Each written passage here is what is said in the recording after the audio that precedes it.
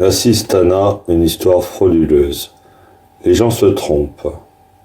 Alors qu'un sondage IFOP, publié en novembre dernier par le journal du dimanche, pointait que 8 Français sur 10 estimaient qu'il y a trop d'assistanat et que beaucoup de gens abusent des aides, les sociologues de l'Observatoire de non-recours au droit des services Aude-Nord, rattaché au CNRS, affirment que des milliards d'euros de prestations sociales restent tous les ans dans les caisses de l'État,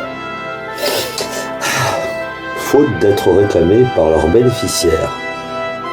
À l'issue d'une décennie d'enquête, ils nous apprennent que chaque année, 5,3 milliards d'euros dus au titre de revenus de solidarité active RSA, 700 millions de couverture maladie universelle CMU et 2 milliards d'indemnités chômage ne sont pas perçus par leurs allocataires potentiels.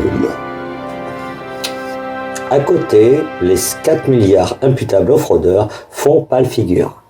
En cause, selon Philippe Warren, directeur de recherche du CNRS et responsable de l'Aude-Nord, le déficit d'information des populations concernées, la complexité des démarches, la récurrence des contrôles ou l'inhibition des ayants droit.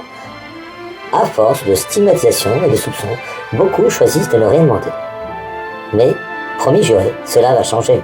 L'accès au dispositif sera facilité, a martelé le gouvernement lors des conférences nationales de lutte contre la pauvreté organisées à Paris les 10 et 11 décembre dernier. Les étrangers, qui sont en général les premiers montrés du doigt, sont réhabilités par l'Aude-Nord. Ils affichent en effet le taux de non-recours le plus élevé pour ce qui concerne le RSA. C'est gentil tout ça, monsieur Aude-Nord. Mais sur qui on va taper maintenant?